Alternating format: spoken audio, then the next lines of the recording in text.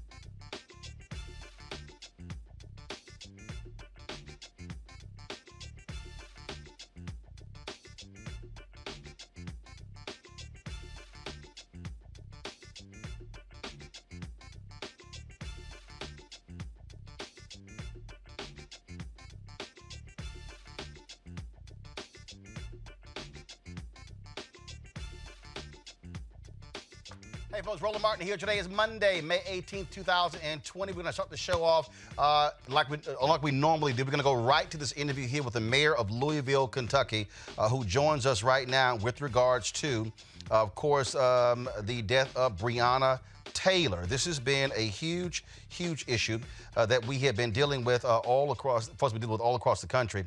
And so the mayor's office reached out to us, and so we want to talk to Mayor Greg Fisher right now. Mayor, welcome to Roland Martin Unfiltered. Roland, thanks for having me. Sorry, we had some technical difficulties here. Mics didn't work, so we're a little hard for how to start the show, but we're good right now. First and foremost, this story has obviously put Louisville on the national page as well. What was your initial reaction once you heard that Breonna Taylor, who EMT worker, shot and killed in her own apartment, and the person the cops were looking for was already in custody? Well, the first thing I think about, I'm a father of 4 children, so I think about how I would feel in a situation like this. And Breonna was a Louisvillian. She was an EMT. She was a daughter. Her mom obviously is heartbroken, and the entire family. So that was my first reaction to this. And this was one of several warrants that were being served that evening. And obviously, this case did not, or this situation did not go out like it was intended to, and it's a real tragedy for our city. And the fact that one of the complaints from folks there, Black Lives Matter, Louisville, and others, is that it took people having to make lots of noise for this to become a story. Was it handled properly when it initially happened, in your estimation? Yeah, our practice here, and we're one of the leaders in the country on this, within 24 hours of any officer-involved shooting, we have a press conference. And so we had our first press conference on this on March 13th. Of course, that's when the coronavirus started going all over the country. So I think that contributed a little bit to people not thinking about this. Now, a PIU investigation also starts immediately. Those normally take 2 to 5 months. So we're at that stage right now. And so the case will be going to the FBI, the U.S. Attorney, and the Attorney General this week. I think we need additional eyes on this beyond our police department here in Louisville, because, the issue to me is that the facts need to come out, the truth needs to come out. People need to be as confident in that as possible, and that's why this additional level of review is important. What new public safety measures have you and others announced in the wake of this death? Well, a couple of things, announced them today, as a matter of fact. One is the issues around no-knock warrants and whether or not they should be allowed or not. But beginning immediately, any no-knock warrant will have to be signed off by the chief of police before it goes to a judge for them to sign off on it, just like they did in this case for probable cause. The second is LMPD was one of the leaders with body cameras in the country. I'm a big believer in transparency and police community legitimacy.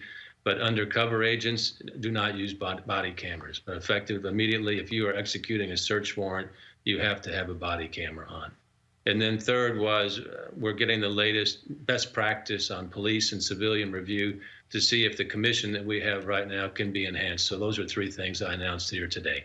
Those are obviously all critically important. What do you want people in Louisville and across the country to know with regards to this. There are a lot of people, of course, other cases that are taking place across the country.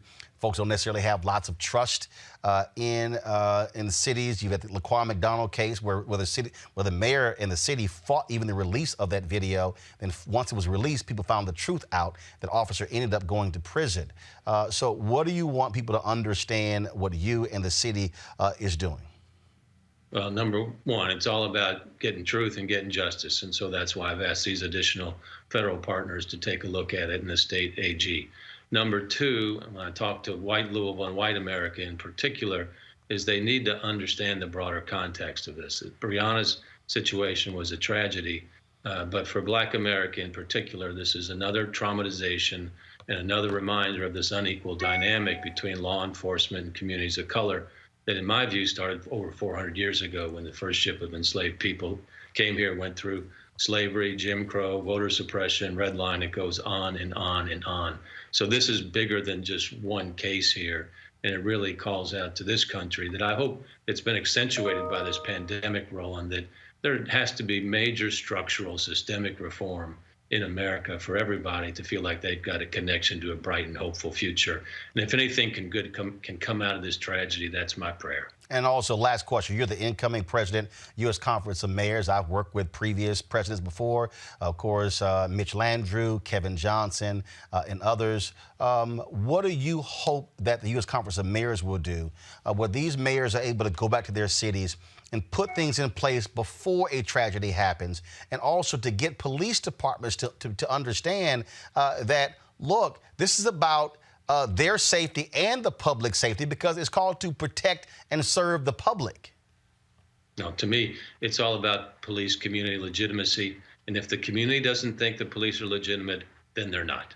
And so this is an ongoing process we've been working on for years with Lean Into Louisville and our Synergy project. So fortunately, we don't have to start from scratch on this. But U.S. Conference of Mayors is a great collection of mayors that pull all of our best practices together. My goal would be able to take this tragedy, create a new model for the country so every city could enhance their police community legitimacy. Mayor Greg Fisher, we certainly appreciate it. Thanks a lot, and we'll certainly welcome you back on the show anytime. Okay, good seeing you, Roland. Thank you very much. I want to bring in my panel right now, Dr. Avis Jones-DeWeaver, a leadership strategist, also Eugene Craig, CEO of the Eugene Craig Organization, and Patrice Peck, Speak Patrice Presents. And so first off, I'll go to you, Avis. The fact that what you just heard the mayor describe there is frankly rare in these instances. Typically what you have is you have mayors who are standing behind their police departments. You have the union who are stepping behind. For the mayor to say, no, undercover, body cam, those things, I think those things are critically important, that also builds trust with the community, that they don't think is going to get swept under the rug. It is absolutely essential. And just as you said, this is far too rare a response and reaction. Normally, there is a little bit of, well, we'll have to see. And, definitely with a nod towards the police and the police unions, quite frankly. It's just very interesting that this mayor is really centering the citizens who elected him. Which is exactly what all mayors need to do. And now let's hope that we carry that out to the fullest extent in terms of getting justice for this unjust death and, quite frankly, murder. Eugene, again, I think what often happens with the public is that, look, you don't have that trust. You don't have it in police departments all across the country. The places where you have not seen major flare-ups is where you do have police chiefs or mayors who have the kind of relationships with African-American leadership as critically important. Absolutely, absolutely. And what people have to understand is that in this country, all these incidences are, one, compounded on the backs of centuries of negative situations with the police. And the mayors that get it right, the police chiefs that get it right, they get it right because they're in the community. They get it right because they have the relationships built. They get it right because they establish trust above everything else. In places where you see that, you see flare-ups and you see, protests and demonstrations, it's because, the lack of trust is reinforced by actions and activities by the police department. Patrice, when you hear the mayor say they need another set of eyes, that is important. Oftentimes what happens is you have police leaders, police and city leaders who fight the state or the feds coming in to look into their department and their practices. This, to me, is what should happen, where you have leadership who says, you know what, we're too close to this. We need somebody else who can give an honest, unvarnished opinion. Yeah. Well, you know, I'm a journalist, and I'm here today because I launched Coronavirus News for Black Folks. It's a newsletter centering on the coronavirus and how it directly impacts the Black community. And so part of what I've been doing is just going across all the different publications and just gathering different news stories. However, of course, I come across, you know, Ahmaud Arbery and Breonna Taylor, and I noticed that stories like these were getting buried because the pandemic was the #1 news topic. However, this directly applies to our communities. And so it was very, you know, just another example of how the Black community right now, we're not only facing one pandemic, we're not only facing the coronavirus pandemic, we're also continuing to face, you know, police brutality and police violence, among many other things. Well, and the reality is these stories have gotten buried because coronavirus is the dominant story. When you've got more than 90,000 people who have died thus far, it's as if cable news can't cover more than one story at a time. We certainly could cover more than one story at a time, but that's sort of how this news system works. Same thing, I think, we look at the Ahmaud Arbery case as well, Avis. Absolutely. And unfortunately, too often, the quote unquote mainstream media sidelines those issues that are critically important to the African American community. And that's why independent platforms like this is so important, because we don't have to wait for other people to cover those news and those issues that are important to us. We can cover it ourselves on our own platforms, but it's certainly good that we continue this push and push it up and push it out louder. Because until we get to a point where we uncover and make very plain everything that's going on in terms of the brutality that we face in many of these cities, oftentimes those localities will just let these issues continue to be swept under the rug, and there is absolutely zero chance at justice. At least when we raise a loud voice, we can take a closer look and encourage others to take a closer look and hopefully be able to get that justice that had thus far been denied. Eugene? Sorry, I was muted. I agree 100% with Avis. Look, I mean, all of this comes back to the trust. And we saw it, actually, a perfect example when in the situation in Dallas, right? You know, we saw how the police chief was able to calm things, you know, because there was a certain level of trust there.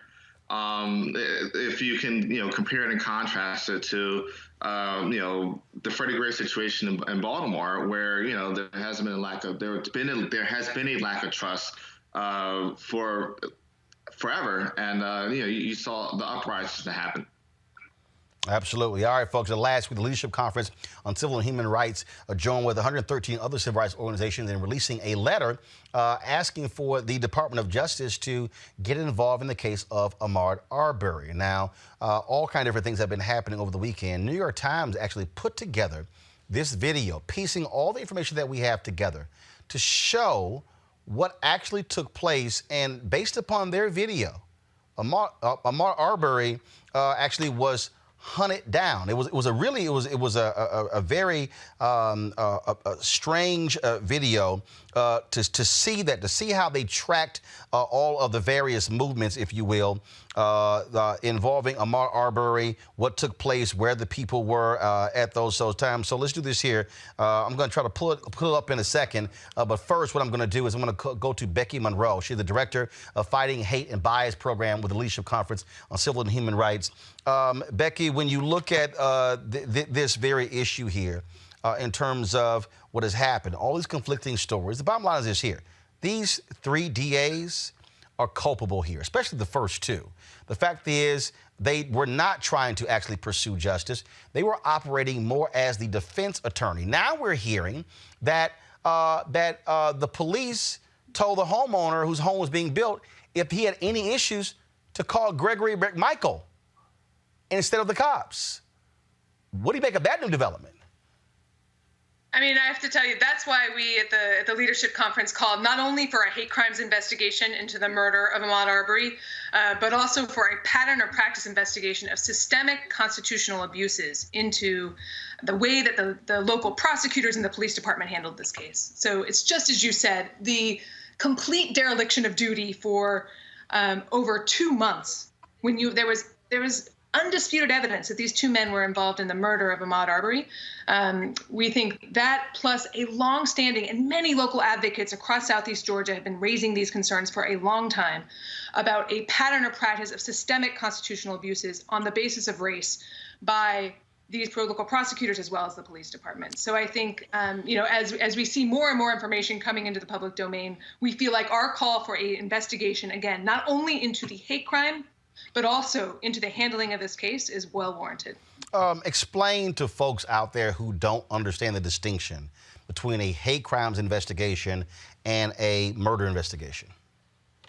So we're calling on the Department of Justice to use a number of statutes. Under the hate crime statute, we are calling on them to investigate the murder of Ahmaud Arbery under a statute that says if you target someone for a violent hate crime, in this case, when they killed Ahmaud Arbery on the basis of race, that is a violation of multiple federal statutes, including the Matthew Shepard and James Byrd Jr. Hate Crimes Prevention Act.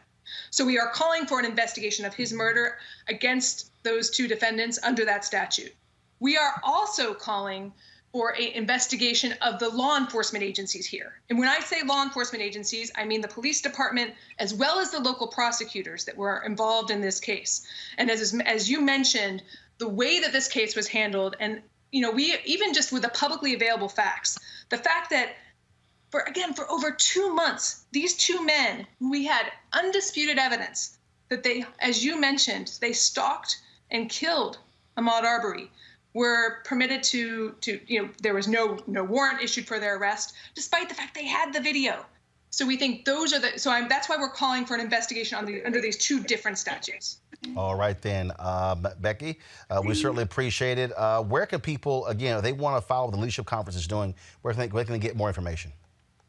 So they can come to learn more about our work at our website at www.civilrights.org. I would also encourage you, because of the extraordinary work of local advocates, the NAACP of Georgia specifically, as well as other advocates in Southeast Georgia, we know they've been leading critical work as well. But again, if you want to follow more of our work, it's www.civilrights.org. All right then, Becky Monroe, we appreciate it. Thanks a lot. Thank you very much for covering the story. All right, thank you very much, folks. This is the video the New York Times put together, constructing the final 12 minutes of Ahmaud Arbery's life. Watch this.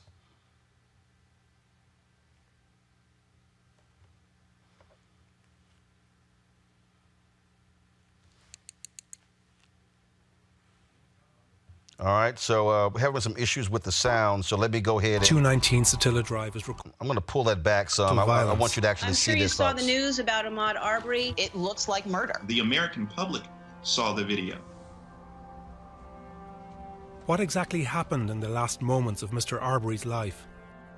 Using security camera footage, cell phone video, and 911 calls and logs, the Times has reconstructed the critical 12 minutes from when Mr. Arbery appeared on Satilla Drive to his death less than 300 yards away. It's around 1 p.m. on February 23rd when Ahmaud Arbery is out, less than 2 miles from his home. A security camera at 219 Satilla Drive is recording when Mr. Arbery enters the frame at around 1:04 p.m. He may have been jogging in the area, but he stops on the front lawn of 220 Satilla, a house being built across the street. Arbery glances around and wanders into the open construction site.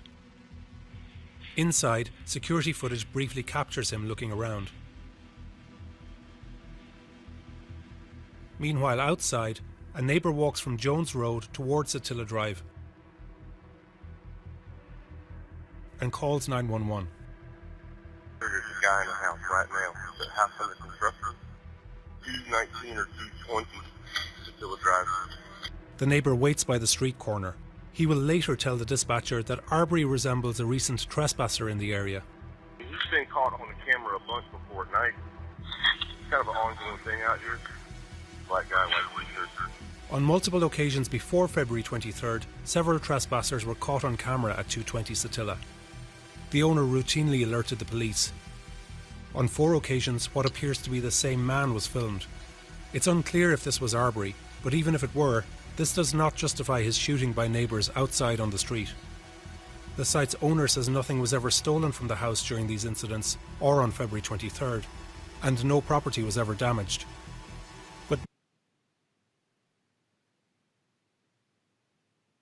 We're having some technical issues here, so let me try to go ahead and get that taken care of. Let's see if I can go ahead and get this. This is obviously stunning when you look at this video and look at what it details. Let's go back right to it. Let's see if we now working.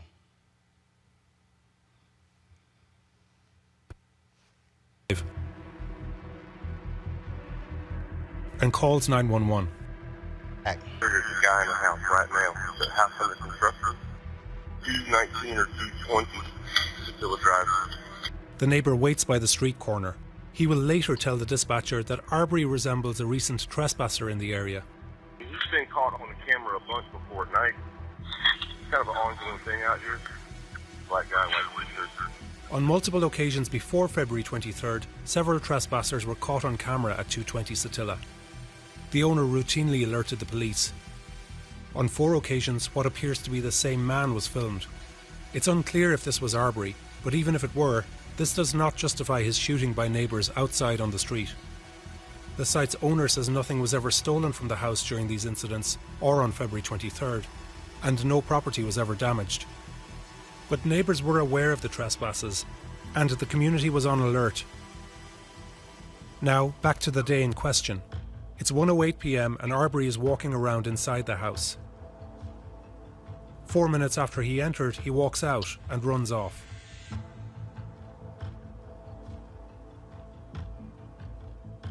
He's running right now. There he goes right now. Okay, what is he doing? Running down the street.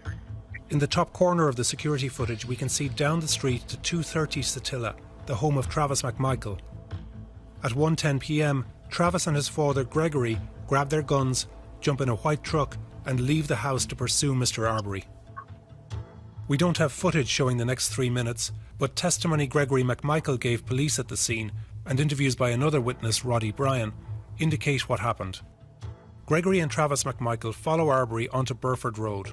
Their neighbour, Roddy Bryan, sees the pursuit, gets in his car and follows. The McMichaels try to cut Arbery off. Arbery doubles back and passes them. Bryan tries to block Arbery, but Arbery runs past him and toward Holmes Road. Gregory McMichael climbs from the cab to the bed of the truck, armed with a handgun.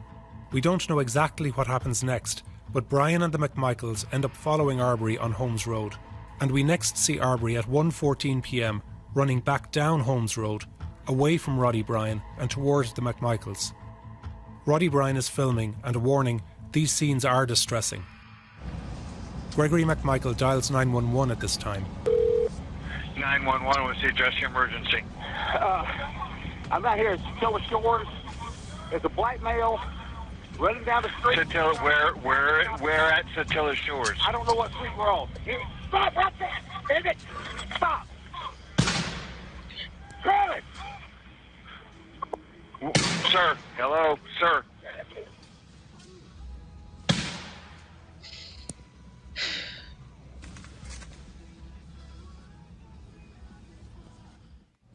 Let's watch this back and break down what happens. This is Arbery. He has been running from the vehicles for almost 4 minutes. Travis is standing by the driver's side of the truck, armed with a shotgun. Gregory is in the bed of the truck on the 911 call. Arbery doesn't know where to run. He veers right, then left, and then darts around the right side of the vehicle. Arbery comes around the front of the truck. We see his white t-shirt through the windshield. And here is Travis, now leaning toward him. This is the instant the first shot is fired. Arbery is hit in the chest, his right lung, ribs and sternum are injured. The two men wrestle over the gun. Gregory shouts. Travis! Arbery punches Travis. In the back of the truck, Gregory drops the cell phone. A second blast goes off, out of frame, but we see the shotgun smoke here. Arbery is heavily bleeding. He throws another punch. Travis fires a final shot, which hits Arbery in his left upper chest. Travis walks away, holding his gun. Gregory gets off the truck, clutching his .357 Magnum. According to the police report, Gregory rolled Arbery over to see if he had a weapon. He did not. Police officers arrive within seconds of the shooting. And a minute or so later, at 1:16 p.m, police officer Orr Minshew reports 2 subjects on Holmes Road, shots fired, male on ground, bleeding out. The police took Gregory McMichael's testimony and let the 2 men go. But now the McMichaels both face serious charges.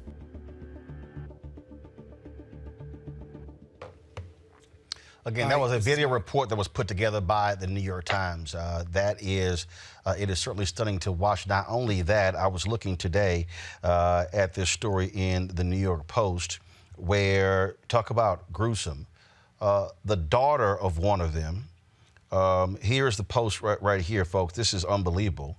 Let me pull it up. Give me just 1 second.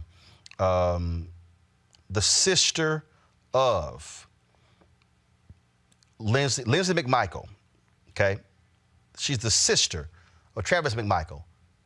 She actually posted a photo of a dead Ahmaud Arbery on her Snapchat page. This is a story of the New York Post. This is what she said, Lindsay McMichael. I had no nefarious or malicious intent when I posted that picture. She told The Sun, the thing is, I'm a huge fan of true crime. I listen to 4 or 5 podcasts a week.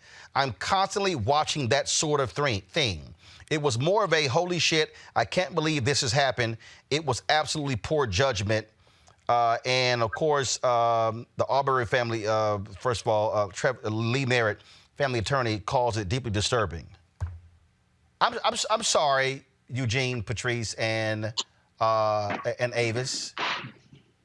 You post the photo of Ahmaud Arbery right after it happens because you're a true crime fan? It's a indicator of the dehumanization that that was exhibited in this entire deadly and disturbing and, quite frankly, demonic episode. The fact that he was chased and tormented and was trying to run for his life for like 5 minutes and then was trapped by these 2 unlawful pursuers, to say the minimal thing, before he was murdered in cold blood, only to be completely, have those 2 murderers go home that night is astounding. So the fact that that happened, to have the sister of the murder, then show his dead body. And I'm also wondering, where did she get the picture from? Like, who took the picture? Was this a trophy that someone shot to be able to gloat over afterward? There really is there are no words for how inhuman that is. And as the mother of a 24-year-old, beautiful, brilliant Black young man, it absolutely infuriates me because I see that and I know it could have been my child. And the fact that they treated him with such ill regard to his very humanity is not only infuriating, but what makes it worse is that the quote-unquote law enforcement goes on about their way and their day as if nothing happened. It shows you that there are 2 forms of quote-unquote justice in America. And apparently the general form of justice that's supposed to be available to all Americans is not available to African Americans. And we see this time and time and time again. It is just absolutely infuriating. I'm just, Patrice, I guess for me, this action shows what kind of family we're dealing with. That you would go to the scene take a picture of this man's body and you will go, I'm going to post it to Snapchat? Yeah, I mean, it really is just a reflection on, again, the dehumanization of Black people in America. It's really interesting the role that social media has played in this whole incident. As we mentioned earlier, it really seems that actions have been taken only because that video was leaked and because, honestly, Black Twitter had such a huge backlash and called for action to be taken against the two men and for a deeper investigation to happen. And now that this Snapchat photo comes out, it's just yet another example of how, you know, in today's modern day with social media and, you know, our digital devices, that the Black community, we're able to have more grounds to call for this action. And it's unfortunate that these sort of things need to happen in order for action to be taken. But, you know, I think it says a lot. Look, I think in the case here, what you saw, this reconstruction, Eugene, this reconstruction by the New York Times is critically important because it exposes all of the lives of the people involved. And in fact, the man who actually shot the cell phone video who was trailing, and the crazy thing is, Gregory McMichael leaked the video thinking it was going to help him. Yeah. The crazy thing is, those DAs were already helping him. Yeah. So so let's just be clear. Thank goodness he leaked it, because that video is what led to his arrest. Mm-hmm. Mm-hmm. If that video does not get leaked, Gregory McMichael and Travis McMichael are not in jail. Mm-hmm. I agree 100% with you. Without the video, you don't get the outrage. To the original point, homegirl had an oh shit moment. She thought that she was, sharing this being cute, X, Y, and Z. Got caught, got exposed, and now is, let me reach and try to create some false narrative of why I did it. There's no true crime fan that would think it's cool or cute or anything to share a photo like that. Secondly, I agree 100% with you. Without that video getting leaked, we aren't here having this conversation right now. Point blank, period. Well, it is absolutely stunning, that we're dealing with this, and the crazy thing to me, again, to this whole deal, is the fact that if the video doesn't get released, these DAs covered up for the McMichaels. Now we're hearing some cops say, oh, don't call us, call Gregory McMichael.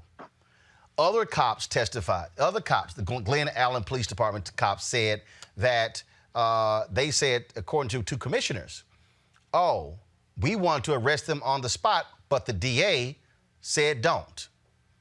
I mean, this is what we call small town justice. It is corrupt. Mm-hmm. It is a cover up. You do not have an effort to seek justice.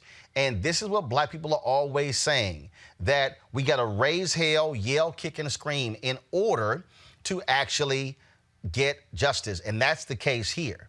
And so, and in fact, the DA, the second DA, George Barnwell, who constructed this whole narrative, that narrative actually is going to be used in court and could very well help them. So I don't know what's going on there. I'm getting lots of feedback, guys, from one of you.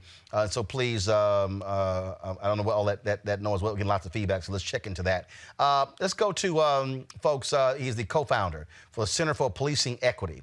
He's the co-founder and CEO, Dr. Philip Atiba Goff. And let me know when Goff is actually on, folks.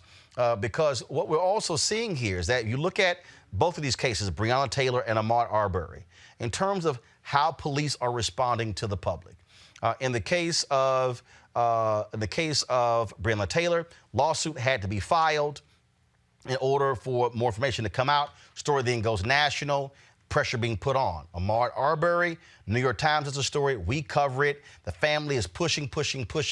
Finally, the video gets leaked, and you have this response here. What people need to understand, I want to go Dr. Goff here, is that the real issue here is that the public simply does not have the trust necessary that police are going to properly investigate their own when they are doing wrongdoing. Well, Roland, that's unfortunately exactly right.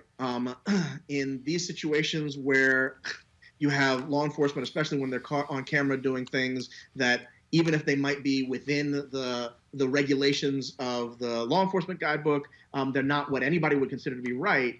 If you haven't built up the public trust, then you can't be trusted by the public to then decide whether or not you've done right, you've done wrong. The public is seeing something that they feel like is outside of their values, and the public doesn't trust you to then share their values. I got to say, it's also really important that we understand this is the seed of where compliance with the law comes from, right? You can't have compliance with the law if you don't have trust in it. It doesn't begin with fear of it. It begins with trust in it. Well, it is still mind-boggling in that now we have the conflicting stories in the Mount Arbery case. Some cops say, well, we wanted to arrest on the scene, DA wouldn't allow it. Now we're hearing there are text messages between police officers and the owner saying, hey, you got any problems with your house, don't call us, call Gregory McMichael. That explains a whole lot. They saw Gregory McMichael as an extension of the police department, as a law enforcement officer, which for him gave him the right to say, I can pursue who the hell I want to, grab our guns, let's go get him. Yeah, and you have this complicated history where, the elder McMichael here, because you have a father and son, is retired law enforcement and had spent time in the DA's office, right? So I don't know how you be more law enforcement than you were the folks who were supposed to catch criminals and then the folks supposed to prosecute them.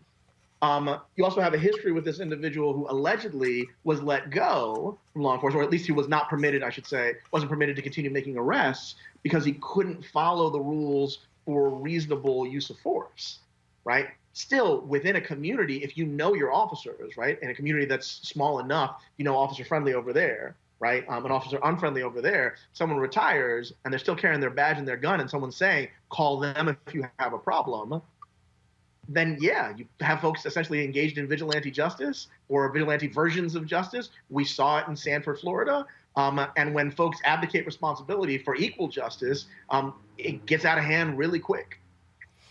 So what, from the public standpoint, what does the public do?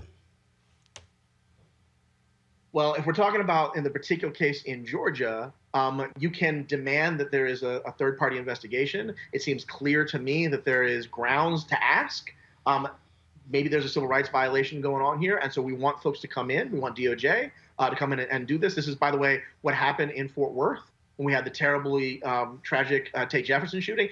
The interim chief said, there is enough from what I've seen that I'm concerned we shouldn't be the only ones investigating ourselves. We're going to ask the federal government to come in so that we have the legitimacy in the face of the public we're supposed to protect.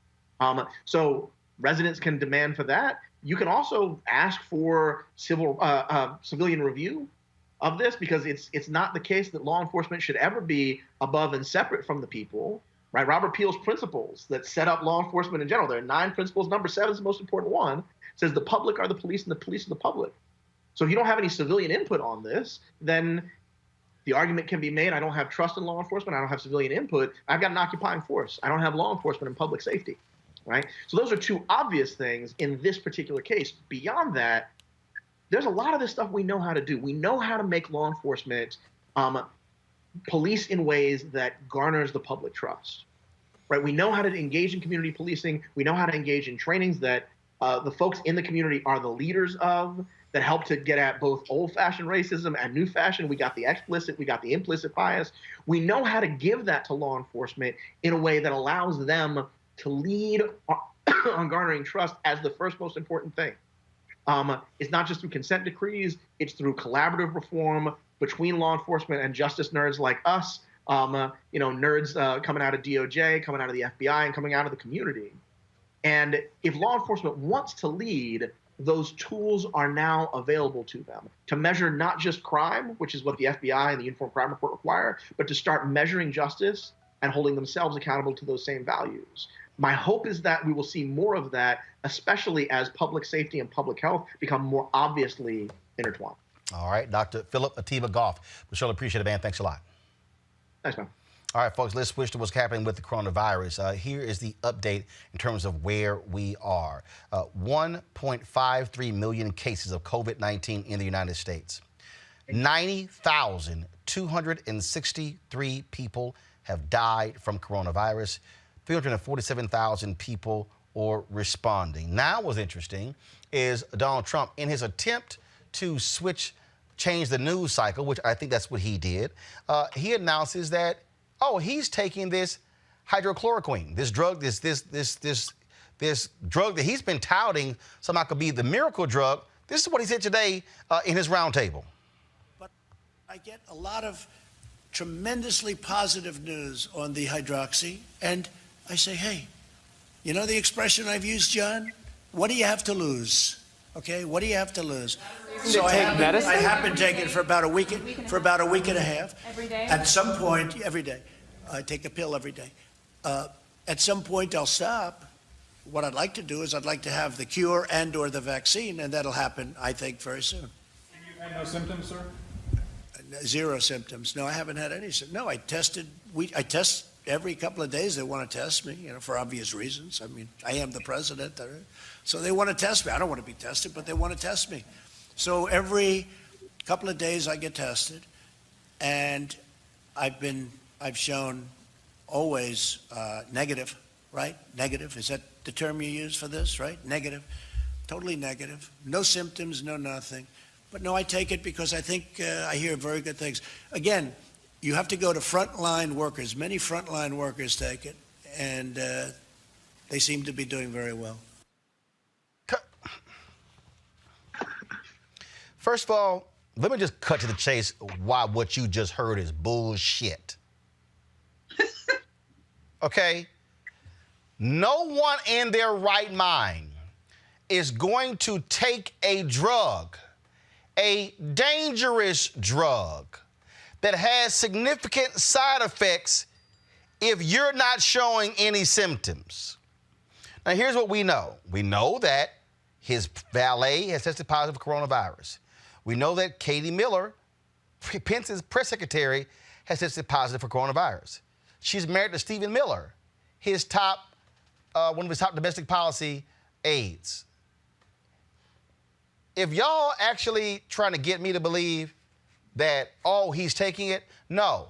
This is Donald Trump trying to move the conversation. Here's a video of Dr. Rob Davidson, who posted this video on Twitter soon after this announcement. Listen. Hey, it's Dr. Rob here. Just heard that President Trump announced today that he has been taking hydroxychloroquine to prevent COVID-19. And if everything else we know about President Trump hasn't proven to you that he does not understand medicine or healthcare, and certainly doesn't have your best interests at heart, this statement and the fact that he's taking this drug should be everything you need to know. The FDA recently issued a warning that this should not be used outside of hospital settings because of the risk of death.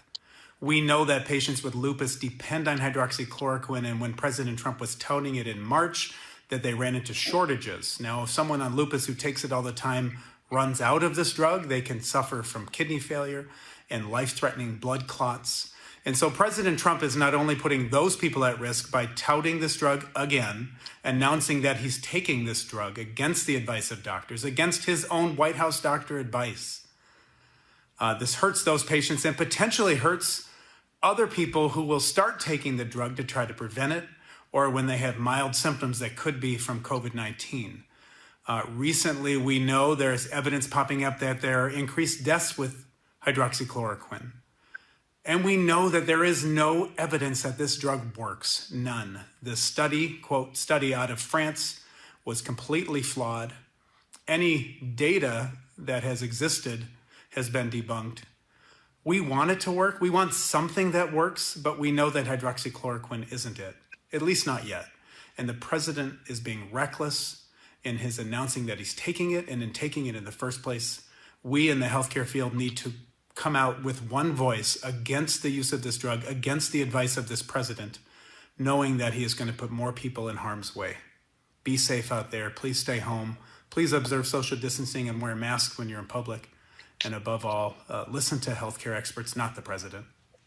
Eugene, he's lying. Eugene, you cannot convince me that the FDA issued that warning and his doctors would allow him to take this drug. He's lying. What he is doing is trying to get the folks off the focus, the fact that 90,000 people have died, and we may very well hit 100. CDC is saying we're going to hit 100,000 by June 1st. We may hit 100,000 by Friday. Yes. The thing is this, right? He's either lying about one or two things. He's either lying about taking the drug, or he's lying about either contracting COVID-19 or one of the other reasons that this drug is administered and applied. But the fact does remain that no credible, credited, licensed health professional will just let him willy-nilly take this drug like he's taking a daily multivitamin. This drug is not some kind of preventative panacea against coronavirus. It's a very dangerous drug. It's a drug that has very dangerous side effects. And, for somebody to be the president of the United States, you would want to think, especially of his age and the risk categories that he falls well within, that you want to think that he would want to avoid any kind of risk that could put his life at risk and our country at risk. Avis, you really think a doctor, a White House doctor, is going to let a 73-year-old man who's sitting in the office of President of the United States take a drug that they have said do not administer unless you're in a hospital? We know he's playing people. He's playing them, and he knows it, because here's what we also know. When he went to the doctor in December, they have not been honest about his health reports. We know that. They have not been honest about his medical records. And so, okay, you want us to believe that? Bring the White House physician, have them stand in front of the media and answer questions for 2 hours with regards to this process. How long is he taking it? How often is he taking it? What's the dosage? All of that. I think Donald Trump is lying again. Absolutely. That, or where the heck is the war on drugs when we really need it? Because this is supposed to only be available via prescription. And so if he has not gotten a prescription, how did he get the drug, right? He would have only gotten it illegally, which means that he's a drug user and needs to be in jail, number one. Number two, I think that but I do believe that it's a lie, number two. And I think it's a lie because this is his constant pattern of deflecting. However, I think he's deflecting not just from the apparent numbers that we just saw, over 1.5 million people infected that we know of, given the paltry amount of testing that we have in this country. Over 90,000 people dead that we know of, because we only can count those people who were tested and positively as having died from that disease, right? I think he's also looking to deflect from the fact that we just had his whistleblower testify, his latest whistleblower, he's had so many, his latest whistleblower testified in front of Congress last week and then just last night on 60 Minutes. And one of the things that this whistleblower blew his whistle about was the dangerous nature of this specific drug and the fact that this administration was spending so much money to stockpile it when there was no evidence that it had any sort of relationship to actually being able to cure or help this disease at all. In fact, he was arguing that basically this administration's main priority was to put money into the pockets of their corporate friends. And this was just one example of it. And so what he's doing is he's trying to, once again, make the media say, look at me, and cover my ridiculous clown show over here, while the real news that you need to be covering and blowing the alarm on somehow it gets swept under the rug once again. Patrice, the phrase "he's lying" is trending on Twitter right now. One of the top tweets trending because he is lying. And not only that, everything Ava said, let's also remember he fired the Inspector General in the State Department on Friday, late Friday night, who was investigating Mike Pompeo's use of aides to wash dishes, walk his dog, get his dry cleaning, which you're not supposed to do. That's what's going on here. No doubt about it. Yeah, I mean, I want to just reiterate what Ava said about how this is just a distraction, and a lot of media is falling for it right now. The main business model for media, whether it's television or especially digital media, is to get eyeballs in order to, get ad clicks and whatnot. And so I've heard people say, why are we still covering these particular, areas of misinformation? Why are we giving him a platform? And that is something I entirely agree with. I think, between the fact that we don't have the coronavirus task force press briefings anymore, and that we have so much misinformation, it's oversaturated at this point and has been for a very long time. I think we really need to hold the media accountable in terms of the opportunities and platforms we give this man to disseminate this misinformation. But here's why you have to cover it, because the problem is this here, okay?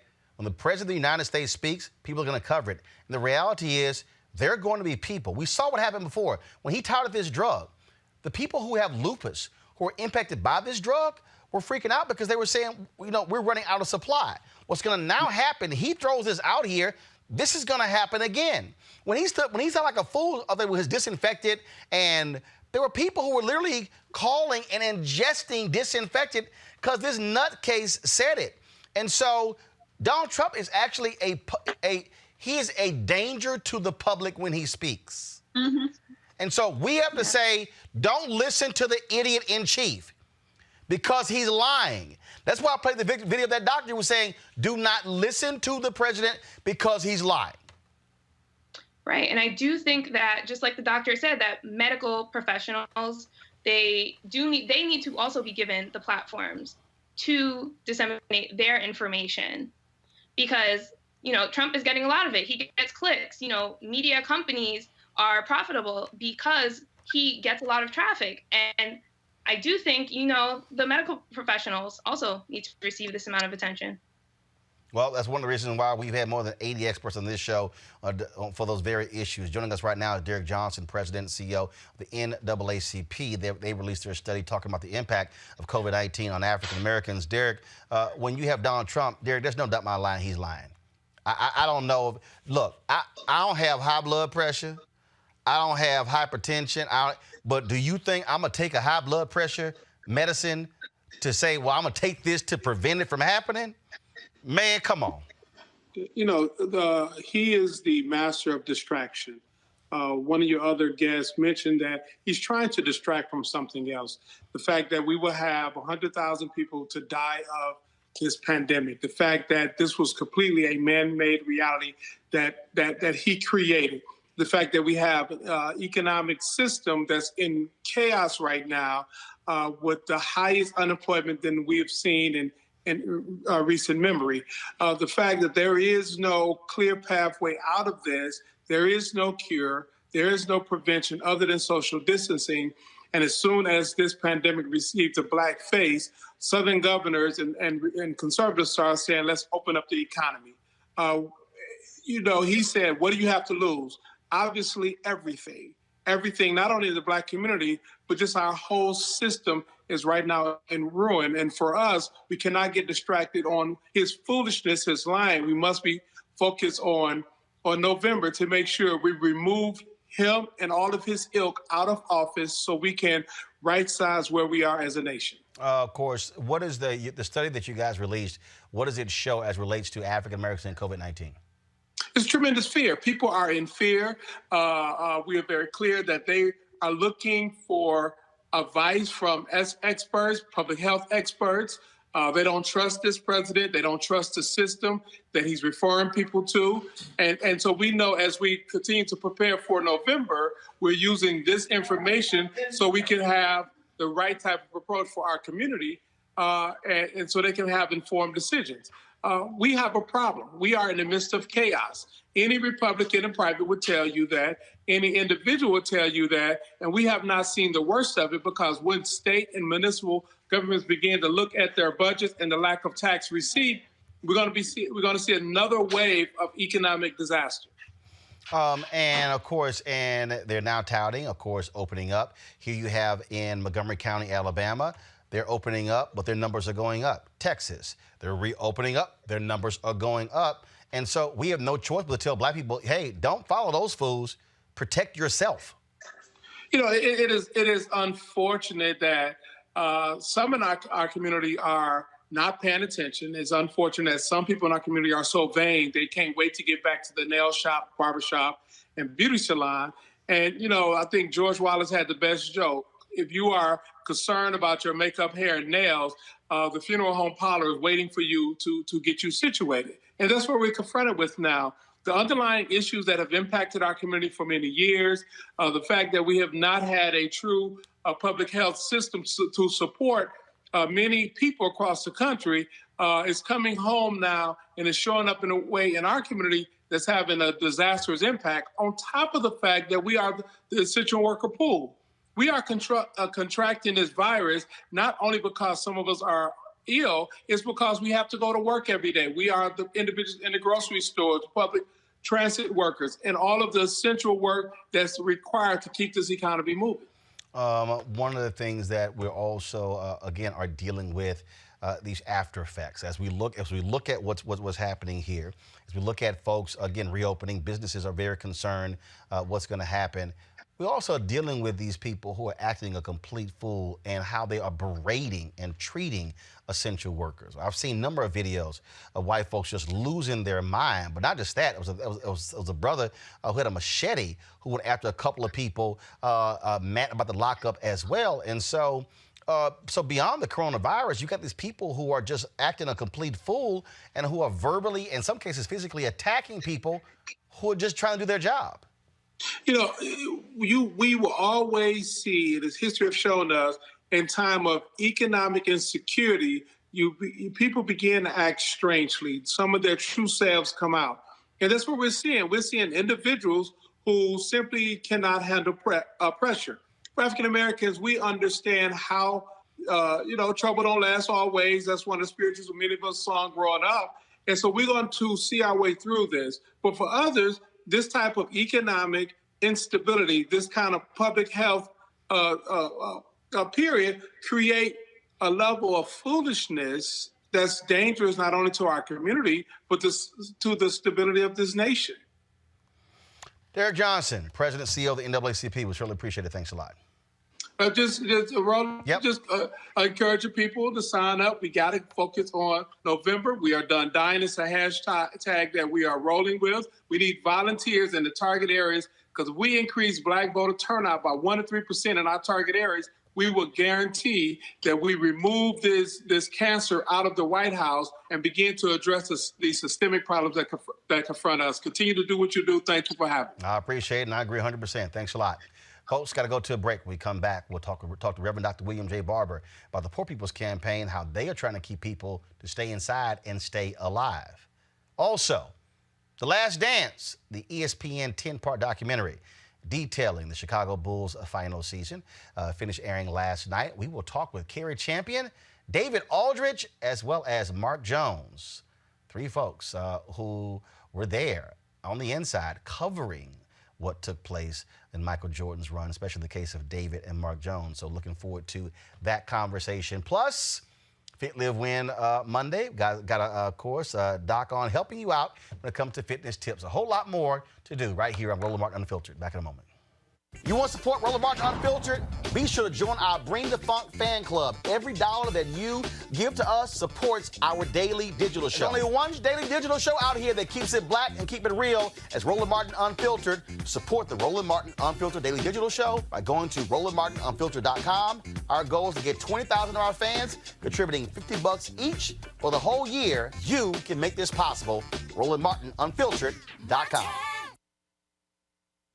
All right, folks, the Poor People's Campaign, they're urging resistance, y'all, or non-cooperation with state plans, calling for the reopening of the economy just weeks after the coronavirus. We've had this lockdown. Now, here's a new slogan of the Poor People's Campaign. It is called Stay in Place, Stay Alive, Organize, and Don't Believe the Lies. At the moment, we're going to talk to Reverend Dr. William J. Barber, of course, with repairs of the breach as they're working on the Poor People's Campaign. This really is important to Avis because, as I was just talking about with Derek Johnson there, this is about our lives, our safety. And you have these people. In fact, there was a Washington Post story that was done where this one guy said, white guy, he says, well, if you look at the areas and the demographics, I'm not concerned about getting coronavirus. He basically saying, Black folks are largely getting this. I'm good. Absolutely. And quite frankly, I don't think he's the only one who feels that way. It's just very interesting to me to see how a lot of these, quite frankly, these red states have been addressing this issue. States where they are experiencing a huge concentration of disproportionate impact of this disease or this virus on the Black community specifically, as well as on brown communities. And it seems to me that those states especially were super duper quick to want to open up, places like Georgia, places like Florida. And, I just have, I personally believe that that has a lot to do with it. I really believe that people are looking at the numbers and seeing how we were disproportionately impacted. I think a lot has to do with the fact that we are those people who do serve in these high risk essential occupations that pay little or nothing. And so we are bearing this brunt of this particular plague right now. And I believe that some high-ranking folks, when they took a look at that and kind of saw who was dying disproportionately, they thought, why not just open up? We really preference or we value the money that we could make by opening up a whole lot more than we value those lives that would be lost if we were to stay closed. Patrice, I mean, look, I totally understand. Folks have to get back to work. We are essential business.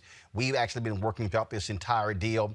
But the reality is this: if you are a business owner and you can't guarantee the safety of your people and you don't have things in place, even when dealing with the customers, you're putting the lives of your employees, the lives of your employees' families on the line. Yeah, I mean, Black people right now, especially, we are in a catch-22. Not only in America, but throughout the diaspora. It's, we're in a position, do we support ourselves and our family? Or do we potentially catch coronavirus, right? So, yeah, the same way everyone's been saying, when white America catches a cold, Black people catch the flu, it's applied to everything, including recessions and depressions, right? So when white America goes through a recession, Black Americans go through a Great Depression. And so we really do need to, just like we're doing on the show now, call more attention to the disparities in terms of like who's getting the loans, who's getting the PPP. Black businesses simply are not. It is certainly not a good thing. Let me go to Reverend Barber. Is he ready? I am. All right, Reverend Barber, glad to have you on the show. This campaign, I think, you nail it when about staying alive. What you guys are calling again: stay in place, stay alive, organize, and don't believe the lies. Look, you hear this idiot today talking about he's taking this drug, which he's not. Okay, no one takes a drug by saying I don't have anything. I think he's trying to change the story. I mean, their actions are showing they don't care about the people who are most vulnerable. Oh, exactly right. And that's why all over the country in the poor people's campaigning, we're everywhere from the mountains to the Delta. We're saying, look, stay in place unless you absolutely have to do something. Stay alive so we can keep fighting for what's right. Organize. Use the time at home. We're asking for 100,000 people to jam the phones on Thursday and Friday, Wednesday, Thursday, to Pelosi and to McConnell demanding a real rescue bill. And then don't believe the lies. Why would you believe governors that have already lied about tax cuts, already lied about voting fraud, already lied to us about health care? A lot of those governors, the ones that are saying go out there, they're the same ones that blocked the Affordable Care Act. And so, this is lethal. I think your guest had got it right, Roland. This is lethal. This is nothing to play with. And what we know is we have a study now we're looking also at zip codes and income, not just race. Because see, the other side of this is Black people dying in high percentages, but then it's poor Black and low wealth people. And we're also finding the case up in some of the way back up in the mountains, poor white folk who don't have access to health care, who had pre-existing conditions because of those things. This is a sick reality, man. Too many people are too comfortable with other people's deaths. And they act like the choice, Roland, is between living and your job. That's a false choice. What we should do is open up right. If you're going to open up right. Everybody have health care. Everybody have the mask they need. Everybody have the tests they need. Everybody have the sick leave they need. Everybody have the things they need. We could do that. We didn't do all of that. So it's like, we're not going to do what we're supposed to do. Then we want you to go back into the economy and risk your life. It's foolish, and we ought not participate in it. If it wasn't for this virus, we would be in the street marching, right? So Roland, if this was without the virus. So we need to do nonviolent civil disobedience by staying home. And we certainly don't need to be out there with those nuts with guns. Like, they act like they can shoot the virus. You know, we don't need guns and flags. We need masks and health care and living wages and sick leave. That's what we need. Well, remember, this is the same person, Donald Trump, who actually floated the idea of dropping a nuclear bomb on a hurricane. Oh, yeah, that's right. I forgot. That's right. And also something about some bleach, Clorox, and some stuff going inside your body, and something about shining light inside your body. Yeah. Mm-hmm. But also, now I'm may get some of your folk may get mad at me, but that's all right. I love them anyway. See, I don't just blame Trump. I blame that black Surgeon General when he stood up there beside Trump a few weeks ago and suggested that black folk were catching it more because they were drinking, doing drugs, and smoking. See, when he did that, and he called the name of the NAACP several times like he had a license to do it. Well, I'm on the board. I hadn't heard that. But to say that, and he should have been challenged everywhere for doing that, because basically what he was laying a premise down that if these folk are dying, it's because of their lifestyle choices. Not because of historic racism, not because of the inequities, not because of the lack of access. Therefore, that's setting up a paradigm that, it's the folk that do that are dying. And that's those folk over there. And if we are not doing that, we're okay. That's old, Roland. That's a theme that's been used for years. We tried that with diphtheria. They blamed that on the Chinese folk. The swine flu, Woodrow Wilson blamed that on Spanish people. Cholera, they blame that on people from India. That's old, man. That has a deep, ugly history, and he should have been jacked for that by black community. But I don't care if he is black. He set up a premise. I was just reading today where the health director, he was talking to something in the group, and he was laying out the preconditions, and then the reporter challenged, I think it was Tapper who challenged it. He said, no, I'm not blaming them. I'm just saying that certain people's lifestyles make them predisposed. That's not lifestyle, it's not our race, it's racism.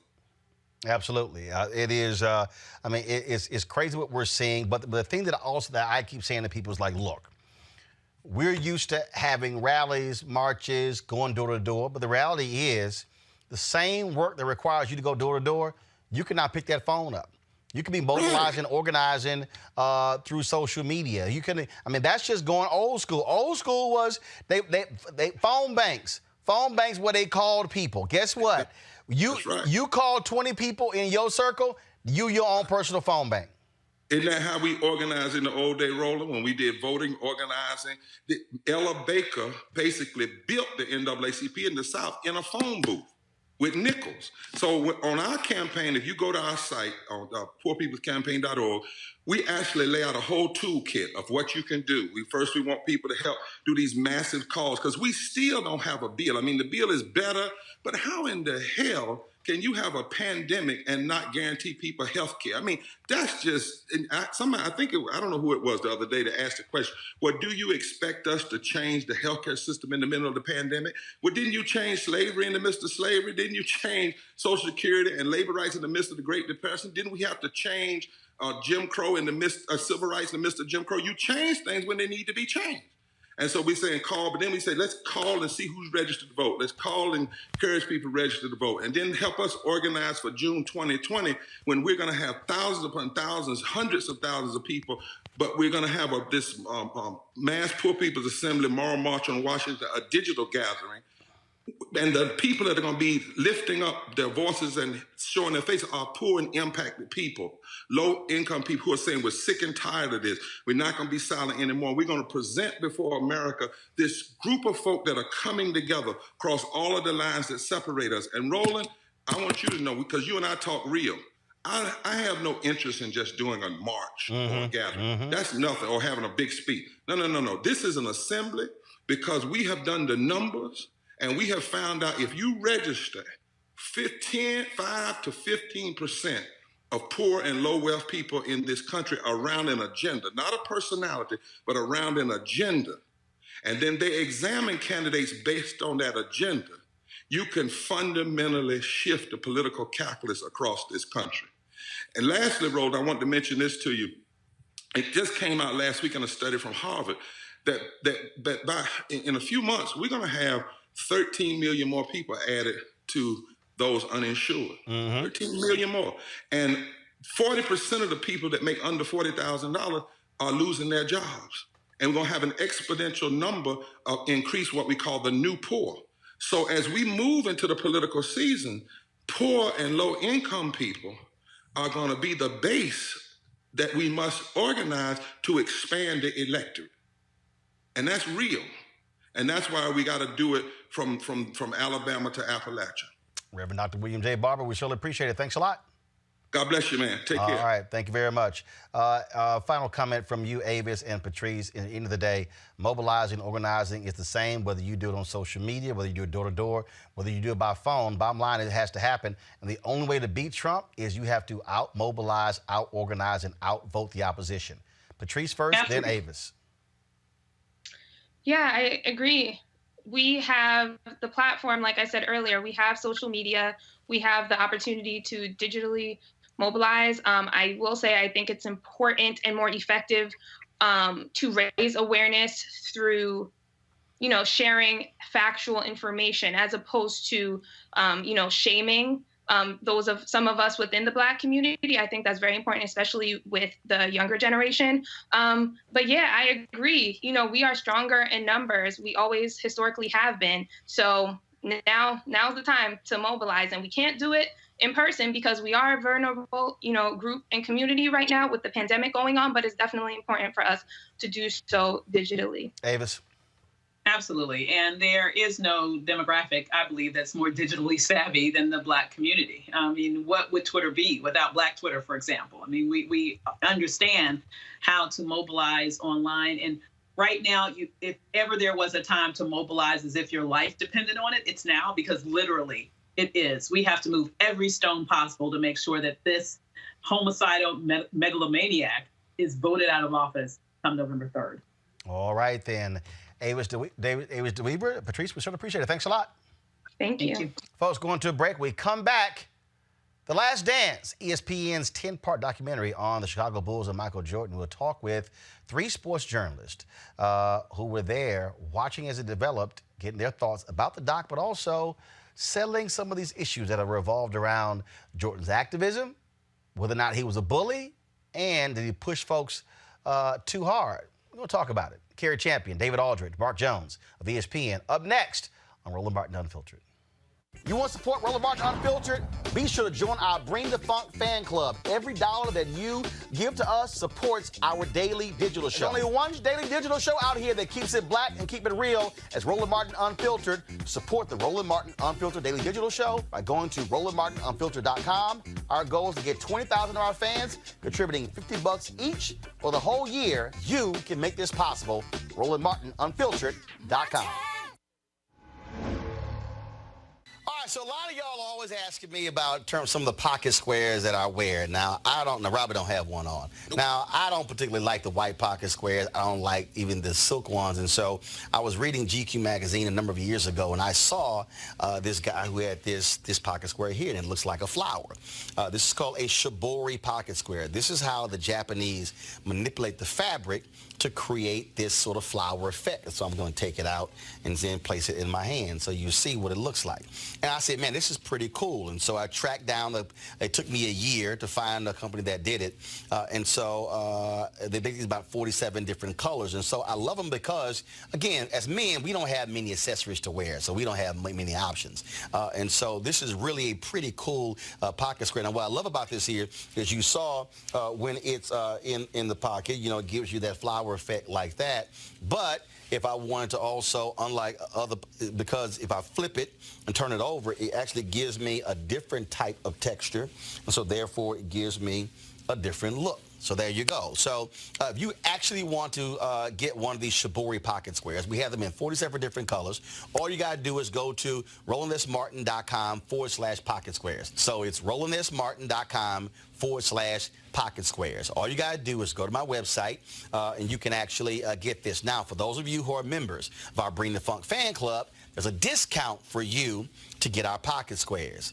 That's why you also got to be a part of our Bring the Funk fan club. And so that's what we want you to do. And so it's pretty cool. So if you want to jazz your look up, you can do that. In addition, y'all see me with some of the feather pocket squares. My sister, who's a designer, she actually makes these. They're all custom made. So when you also go to the website, you can also order one of the customized feather pocket squares right there at RolandSMartin.com/pocket squares. So please do so. And of course, it goes to support the show. And again, if you're a Bring the Funk fan club member, you get a discount. This is why you should join the fan club. All right, folks, one of the individuals who I was going to call to participate in our last dance discussion was Roger B. Brown. Roger B. Brown was, you go to my iPad, please, longtime sports journalist in Dallas-Fort Worth, worked at the Fort Worth Star-Telegram, did the radio show Talking Sports with Roger B. Brown. I've had him on my News One Now show, had him on this show as well. Last week, though, I got a phone call. His sister told me that he had suffered a stroke. Friday was his 61st birthday. He had celebrated his birthday on a Friday, was in rehab, and probably about an hour and a half before we came on today's show, his sister Alicia called me to say Roger passed away today. Again, great guy, very dear friend of mine. Great sports journalist. Everybody who came through Dallas-Fort Worth, folks, they came on his show. Again, we worked together at the Fort Worth Star-Telegram. He covered sports all across the country with various newspapers. A native of Mississippi, somebody who was very proud of Mississippi. You could tell by that deep Mississippi accent. And it is certainly a huge loss. He also was my fraternity brother, Alpha Phi Alpha, Roger B. Brown, 61 years old. And so I'm certainly going to miss B, miss his infectious laugh, miss all the conversations that we had. We played, matter of fact, I was live on the show Thursday. I called him before I came on the show, didn't get him. He called me during the show. I texted him and said I was live. I called him when the show was over, didn't get a chance to connect with him. I called him again Friday. He had some serious vocal issues because of the stroke. And again, his sister said he was getting better, but he did leave me a voicemail on Thursday, thanking me for reaching out to him after suffering that stroke. And so he had so many friends all across Dallas-Fort Worth in the country. And again, it was 2 or 3 weeks ago, I said, man, I need to get B on the air to talk about this here. And unfortunately did not get him to do it. And so today, he passed away at the age of 61. And so certainly condolences go out to Alicia and the entire Brown family. And of course, he will be more than likely, and his son Rylan, as well, longtime girlfriend Jocelyn. So again, condolences go out to my man, Roger B. Brown. Folks, last night was the conclusion of the ESPN 10-part documentary, The Last Dance, chronicling the Chicago Bulls' 98 season, winning their 6th title. This was a trailer. I'm sure most of y'all already seen it, but this is the trailer of The Last Dance.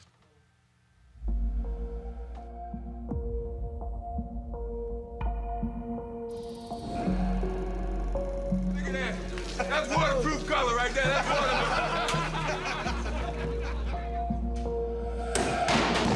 Our biggest challenge is us.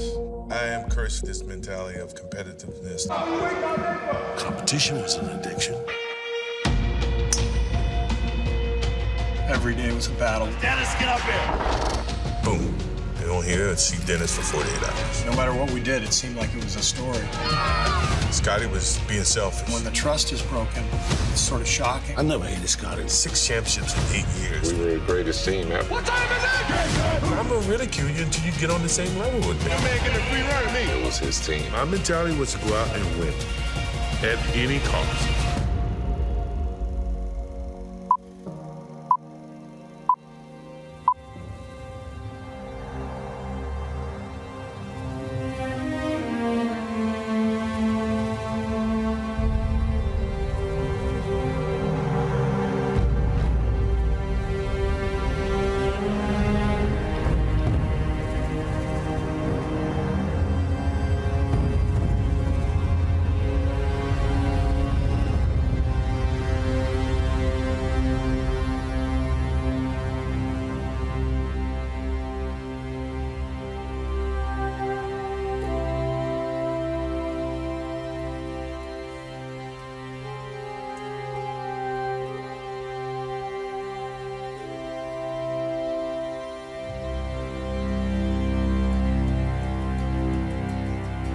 We want to keep this excellence going. Unbelievable! Done it again! Once you reach the top, where do we go from here? At some point, the team is not going to meet the expectations. I like the way you think. What time is it? Game time! Not a good day for Michael Jordan. Pippen is now demanding a trade. The expectations are certainly high. Come on, think positive, man. In the post-game locker room, the word I heard most was adversity. Have you learned to deal with that yet? Take it easy, guys. The only question, how long can it last?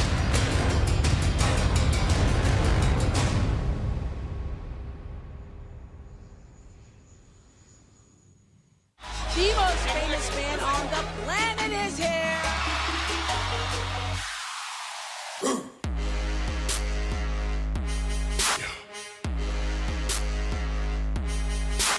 Okay, everybody.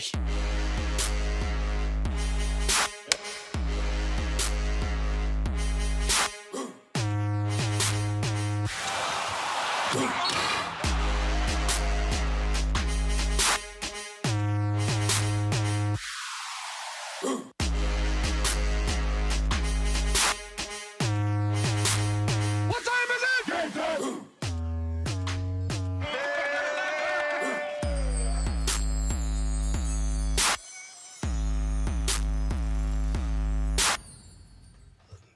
Obviously, millions were captivated by the documentary. Looking at the ratings, joining us right now is Mark Jones, ESPN NBA announcer.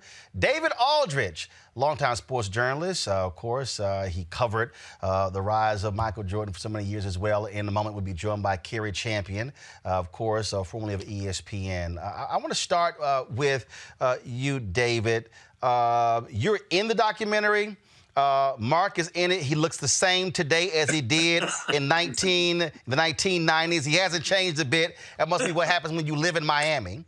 But David, what you contributed a lot, but what did you learn watching this that you didn't know? Roland, first and foremost, let me just offer my condolences to Roger B. Brown's family. I was on Roger's show so many times. I'm so sad to hear that. Roger was a good dude. We covered the league together when he covered the Mavericks. Yep. And I covered the Bullets back when they were the Bullets back then. So Roger, just a good dude. And I'm so sad to hear that. So sincere condolences to his family. In terms of what did I learn? I mean, honestly, I don't know that I learned very much, Roland. I knew. I mean, when you're around the NBA, you hear all these stories. Was there something that in 10 parts that you went, oh, I didn't know that? Well, I forgot some stuff. That's just being old. That's just getting old. I forgot some things. Yeah. I forgot about how crazy Rodman was. And right. Just, skipping off to go to Vegas for a couple of days and then just skipping a practice during the NBA Finals. Right, that was crazy. To do a wrestling event, So I had forgotten those things. So it was just more evidence of how crazy that last season was for Michael Jordan and the Bulls and Phil Jackson and everybody, for sure. Mark, first of all, what was awesome was that they granted these cameras that much access. I mean, the reality is, it's hard to tell these stories without having that level of access. People, you're not recounting their memories, but to be able to have, the video of, all right, Rodman, is he coming to practice after the whole Vegas deal and all of that? I mean, it was just crazy watching it because I'm sitting there going, because again, let's be real clear. I'm born and raised in Houston. I didn't give a damn about the Bulls. Okay, so Roland wasn't following Chicago and Michael Jordan like everybody else. So it was just crazy to go, that really happened? You touched on it, Ro. It's like you said the word access. And I remember back in the early 90s, and David will probably echo this too. I remember going to the old Chicago Stadium during those finals. And Michael's locker would be one of the first ones as you went into the Bulls locker room. And you could sit there and you could chat with him and you could chop it up a little bit and find out what was on his mind for that day and before the game. And, it's when I look back now at the way we do things now a little bit in the league, it's a little bit different. But that access to that magnitude of a star in the game was really something that is phenomenal. When I look back on it now, I'm like, geez, I can't believe that we were able to just walk up on him like that.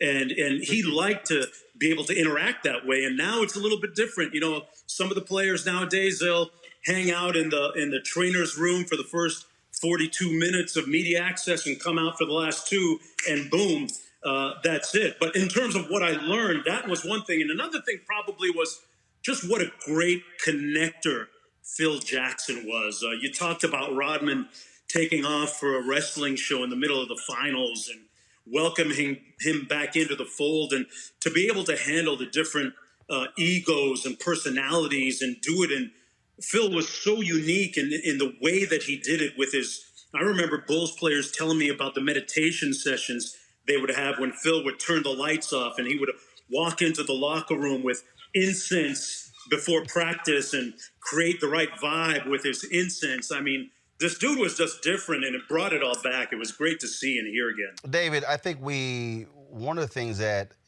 I look at documentaries a little bit differently than I think a lot of other people. First of all, I'm looking at how it was crafted, how it was edited. I'm looking at camera shots, things along those lines as well. But also for me, I wasn't just also looking at this from a perspective of just, oh my God, Michael Jordan, the greatest, and this basketball talent. It was really taking what you were hearing and say, how can you apply this to other businesses and other industries? And when you hear the author of the book who talked about that Michael operated in the moment, that was a meditation type thinking in terms of how he operated. When Mark talked about Phil Jackson, how he sort of took these spiritual elements to sort of lead this whole team together. To see that over these 10 parts was just stunning, and how it worked. Well, to Mark's point, I mean, Phil was a great catalyst for that whole kind of Zen Buddhism kind of approach to living in the moment, not thinking about tomorrow, not thinking about yesterday, but concentrating on today and what you could do to be good today. And so, to me, like Roland, Michael's demands on people, to me, are no different than the demands all of our best teachers ever made on us. I remember my 8th grade English teacher because he said, this isn't good enough, David. I remember my 10th grade history teacher because he said, this isn't good enough, David. You know, and so that's what we all remember, the people that challenged us, that told us we could be better than we thought we could be. And Michael was no different from that. He was no different from a great conductor who is demanding of the 4th cello.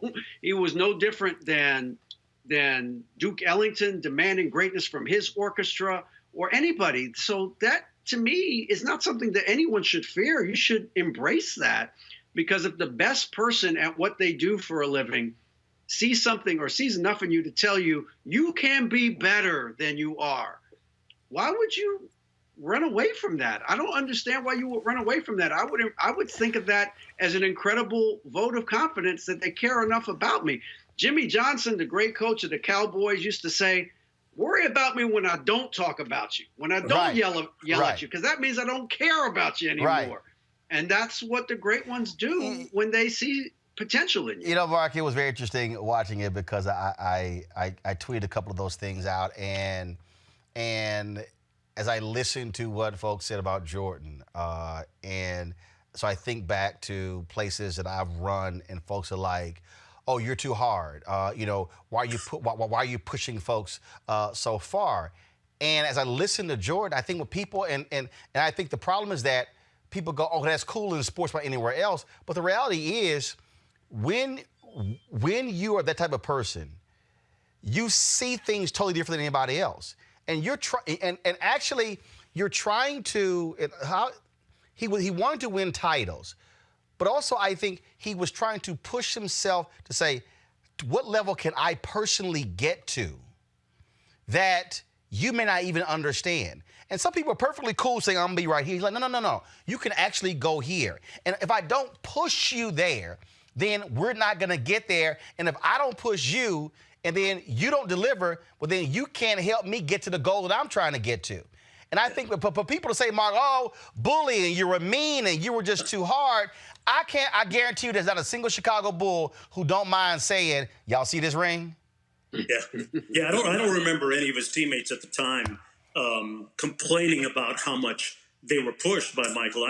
And I think, Roland and David, one thing maybe in the documentary that, in essence, that they might have overlooked or maybe not totally captured in that was, there were guys that occasionally did push back at Michael. And I can remember it wasn't just about stuff on the court. I remember Ron Harper telling me a story about Michael shortly after coming back from his stint with baseball in Birmingham. And they were on the bus one day, and they would do the dozens with Michael as hard as he would come at them. And Ron Harper one day stood up on the bus and yelled out to the guys on the bus, "Hey, Michael, what's this?" And he flashed 2-1, 2-1. And Michael said, "I don't know, Ron, what is that?" He said, "Curveball inside, baby. You can't hit that. I know that." they would go back at Michael, I think, more than things were maybe told in that documentary. And I think Michael was the catalyst. He pushed, they pushed back, and together it pushed that Bulls crew in those 3 years forward towards those championships. And I don't think that, like you said, there's many guys that were opposed to that because there was good chemistry on that team. It is still stunning to me, David, to think about people.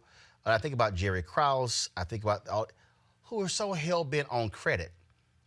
I mean, seriously, I think, at the end, look, the way I roll is, man, look, you win, we win. I win, we win. And but this whole, and I wouldn't be surprised because when you heard it a lot, he was short.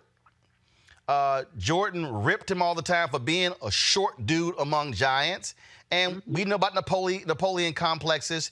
But just thinking of that quote, if you go 82-0, Phil still ain't coming back. You like, damn, bro. Well, I would say a couple of things. I think what you're saying, there's obviously some truth to it. Jerry wanted some credit for putting the team together around Jordan. He didn't draft Jordan. Rod Thorne drafted Jordan. But Jerry Krause did bring in Phil Jackson. He did bring in Scottie Pippen. He did bring in Horace Grant. He did bring in Steve Kerr. He did, all of the key players on those championship teams. Did he seek too much credit for that? Yeah, probably. It's a sport of egos, right? And Michael had as big an ego as anybody, certainly. And so you could certainly say that. What I've always said about Jerry Krause is this, Roland. Jerry Krause is an employee. He did not own the Chicago Bulls. Precisely. He was an employee. You know what I mean? He worked for Jerry Reinsdorf, who was the owner. Right. And if Jerry Reinsdorf, the owner, wanted that team to stay together, that team would have stayed together. It didn't stay together. And that's because I think the owner, Jerry Reinsdorf, did not want to keep paying the salaries that he was paying at the time to the top players, didn't want to pay Phil Jackson what the top coaches were getting at the time, and was ready to move on at a lower payroll than he had previously had to pay. I've never, in 30 years of covering the NBA, I've never met an owner that said, I can't do what I want to do because my general manager disagrees with me. Right. Ever. Right. Yeah. Especially a guy who owned 2 professional sports franchises. Exactly. Exactly. So you know the case. And then of course, in 22 years, the Bulls have been to 1 Eastern Conference Finals. Yeah. So all that, you got 6 titles, you got all of that, but baby, you ain't tasted nothing in 22 years. Right. Yeah, I think forget all the money you had. Look, you're a billionaire with everybody else. Bottom line is, Mark, you like being on top. And I think for all his dancing and trying to explain now, Jerry Reinsdorf was probably like, damn, what the hell was I thinking by just letting Jerry do what he want? My ass should have stepped in and say, shut it down. Y'all win the title. Y'all all coming back. Because, see, it ain't no guarantee you're going to come back. Yeah, they haven't been relevant since, Derrick Rose had his MVP season, really. And I know Jerry's not here to answer for himself, but I go to the guy above him like we've been talking about, Jerry Reinsdorf, the owner.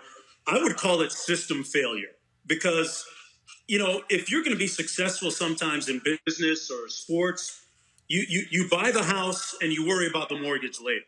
And they could have first enterprising and as creative as they were in getting those players to put around Michael Jordan and win those championships, the 6 titles, I think it was as deleterious and an egregious oversight that they didn't plan enough far ahead monetarily, financially, to fit things correctly so that they could sustain what they had. To think that you win 3 titles and you don't get a shot for the 4th by blowing it up without blowing it up by not having a plan is really something incredible. And it kind of takes a little bit of the shine off the management job that they did to put it all together and have that incredible run of 6 titles in 8 years. And, you know, I think that Scotty, he might not have come back because he was due to be paid. Maybe there's a way that they could have done that if they would have been creative, but to not even get on the court and run it until the wheels fall off is crazy. It's like in boxing, okay? You want the title of champion, you earn it in the ring.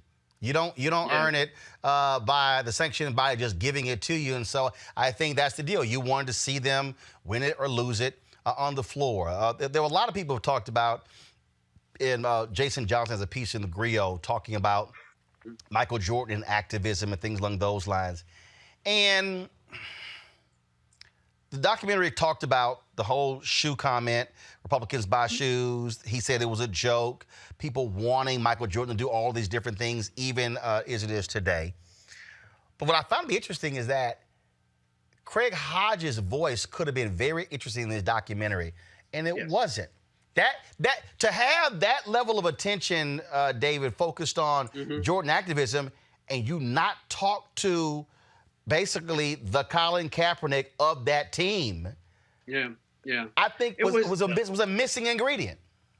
They should have had Craig in, and and if you've talked to Craig, and I've talked to Craig, a lot of people have over the years. He talked to the Garden in 2017, same thing. And what Craig has basically said over the years is, Michael didn't want to talk because he wasn't educated enough about the issues, okay, to be able to talk. And he felt like he didn't want to talk about things he didn't know about. I tend to agree with that interpretation. Look, when I was younger, Roland, when I was in my late 20s and early 30s and covering the league for the Post and for ESPN, look, I wanted Michael to endorse Harvey Gann. I used to always say, what could they do to Michael Jordan? You know, he's the greatest player of all time. What could they do to him? But, you know, as you get older, you realize you can't live your life.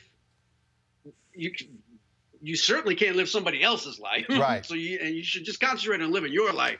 And you can't make other people do what you want them to do. And so Michael did what he did. I wish he had done more publicly. He did a lot of things privately. He chose to do them privately. And you have to accept the fact that some people are just wired that way, that they're not going to do the things that you want them to do publicly. But what I have also come to believe, Roland, is that because of Michael Jordan, because he was the first African American to sell across the board in terms of endorsements and have that kind of entree into corporate America, someone like a LeBron James can not only make money, but also take the political stands that people want them to take. Right. But that doesn't happen without Michael Jordan. You know what I'm saying? So you have to give Michael Jordan credit in his time for doing what he thought was best for his career and his life. And you can take shots at him for not doing enough. And that's fair. He's a big boy. It's the public eye.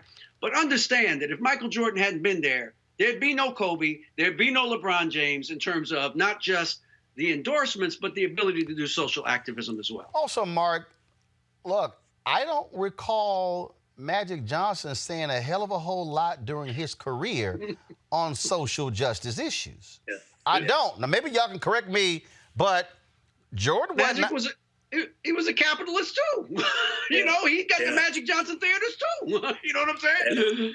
Yeah, that's true. The Rodney King, I don't remember a whole lot. I could be wrong in that, but when that happened out in Los Angeles, I don't remember. Right. And that was in Los Angeles. Yeah. Right. Yeah.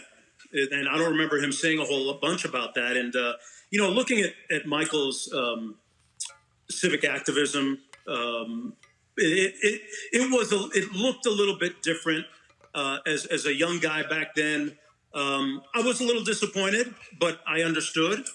And that's what kind of, for me, frames LeBron James in a very formidable way right now, to be able to be in a position where he can speak to things that are very important. I live in a city where, there's a lot going on, and Trayvon Martin was murdered up in Orlando, just up the turnpike several years ago, and LeBron was very vocal. He came out right away. He wasn't the type to take somebody's temperature and see which way the wind was blowing on certain civil rights issues. There was some time, though. There was some time. Because he was killed on NBA All-Star Weekend in Sanford, Florida. I was actually in Orlando. That story began to bubble up. And I remember, and again, let's be real clear, folks out there start tripping.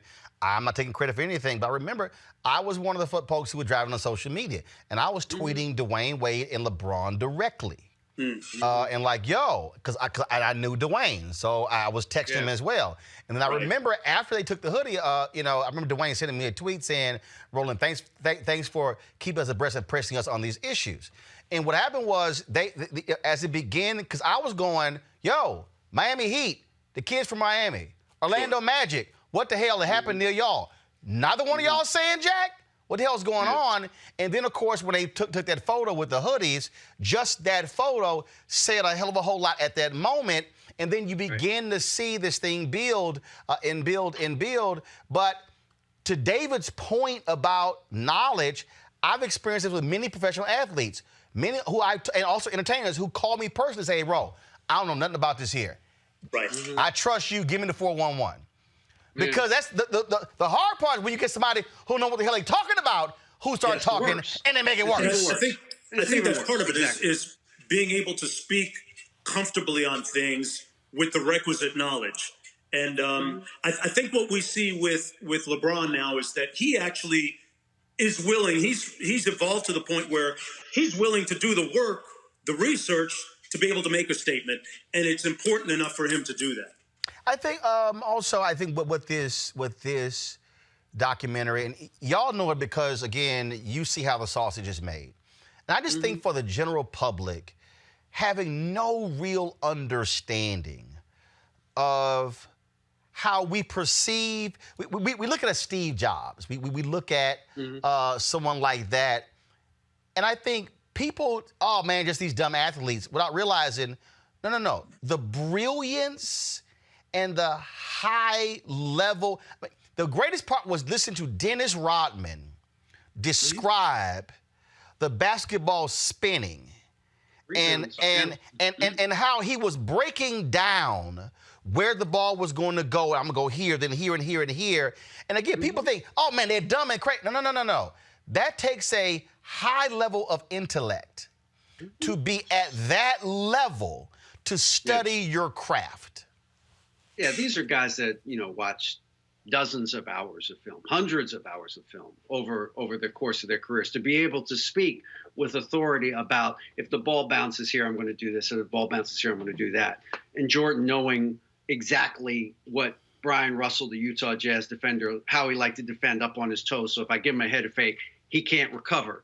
And so all of those things, that's the 10,000 hours that Malcolm Gladwell talks about, right? And becoming an expert in your field. And all of those guys are experts in their field, whether it's Michael or Magic or Isaiah Thomas, all of them were experts in their field. Kobe was an expert about basketball. Like, you couldn't tell Kobe something that he didn't see before. These guys have seen every defense. They've seen every coverage. They know exactly what teams are going to try to do. They know 3 moves ahead what they're going to do. And that's what the truly great players do, is because they have so much knowledge about the game and intelligence about the game that they can anticipate what's going to happen and and act accordingly, and then create an opportunity, and that's all it is an opportunity to make the right play to win a basketball game. Mark, nobody got talked about more, I think, outside of the Bulls than Isaiah Thomas and this documentary. And I really think there should be a significant reevaluation over how the basketball world views Isaiah Thomas. I think when you hear discussions about the greatest players, I can tell you it's rare his name comes up. And I think, and this documentary really revealed so much. And the reason I think that Dream Team snub really personally hurts him to this day is because that would have solidified him as one of the greatest ever. Yeah, I think that's a great valid point, Roland. And, in a strange, almost perverse way, when you look at the way that Michael Jordan was portrayed as maybe not a nice guy, a bit of a bully at times, in the context of the documentary, Isaiah should be and feel vindicated in a way because he was a type 8 competitor as well. And, pound for pound, 6 feet and under, I don't know that there was a greater player in the game. I mean, I happen to think that Isaiah, in a way, kind of revolutionized the point guard position in what he was able to do. But I think that that did hurt him, not being on the Dream Team. It's a shame because when you look at Chuck Daly being the coach of that team, boy, there had to be some kind of consternation on Chuck's part. And I knew Chuck, and, he's not here to answer these questions, but Chuck loved Isaiah. I think that he would have wanted Isaiah on that team, obviously. And I think, David, when you start looking at, again, how this documentary, what it showed, I think what it also showed is this here, when in terms of how national media also frames this as well. I think that the glamour teams of the NBA historically, Boston Celtics, Los Angeles Lakers, even though the Knicks ain't won jack since the original Shaft came out, the New York Knicks, and I think, yes, the Houston Rockets fan will take a shot at the Knicks since we beat them in the finals. I think Chicago has been elevated into that glamour team, and I think also Isaiah was hurt because it was Detroit. The phrase "bad boys." It was like, y'all were like this rough and tumble thug team as opposed to this great team. And so media framing also dictates how people are perceived in the moment, but also 10, 20 years later, and that also plays a role in it. Even though Isaiah had the great smile and the personality, it was still, but you on that thug team. Yeah, well, there was a lot of things with Isaiah. You could do a 10-part series on Isaiah, really. I mean, there was a lot of things. Number one, to your point, the media framing is completely accurate, Roland. You're completely right. I was I've done a lot of shows today, and somebody asked me about Kareem, and I said, and the question was, well, Kareem doesn't seem to get the recognition as a great player, and I said because think about Kareem Abdul-Jabbar, who was formerly known as Lou Alcindor, changing his name to Kareem Abdul-Jabbar in the early 70s, becoming a Muslim, and trying to explain that to a bunch of old white guys who were sports writers at the time. Right. And having no champion who could understand where he was coming from. And there's a reason, because nobody advocated for Kareem Abdul-Jabbar in the media, at that time. And that carried over. Whereas Magic, Bird, Isaiah, Michael, they all had champions. They all had people who said, look, you need to think about this guy in this context and why he's great. To Isaiah's point, 46-39 career record against Michael Jordan, period. End of sentence. He's got a winning record against Michael Jordan. His team ended the Boston dynasty, ended it. His team beat the Lakers in the finals, basically ended that dynasty. And they didn't, ultimately Michael overcame the Pistons and won, but the lessons that they had to learn from the Pistons are what created that dynasty in Chicago as well. And to your point about the Olympic team, it's not just 92. Isaiah Thomas was on the Olympic team in 1980. That team didn't get to go to the Olympics because of the boycott against the Soviet Union. So he was twice snubbed. So when you don't get the chance to represent your nation, to put the flag on you, to win the gold medal, I mean, you're just it's just a different view of how you're being framed, and it's like that's that for him. Trophy case, NCAA championship, world championship, state championship, doesn't have a gold medal. Doesn't have a gold medal. And again, in comparison to Kareem, who was Lou Alcindor in 1968, He followed Harry Edwards Lee. He boycotted the 68 Olympics in Mexico City. He didn't get to be on the Olympic team. And then in 72, for some insane reason, he wasn't on the team. I can't even describe to you why that didn't happen. But which is just absolutely stunning. I want to pick up just a couple of questions here. We talk about media framing. And we're talking about LeBron and these social issues. Here's also why today is also different. Because of guys like y'all. What people don't understand is, you said it, all these old white guys. The reality is, you got all these black players, high school, college, basketball, football, pros. Yet when you go in that press box, it's lily white. I talked about my boy Roger B. Brown down. We would go to the Mavericks games, and trust me, it'll be Roger B., me, and a couple other cats, and there's all these white folks at all these stations.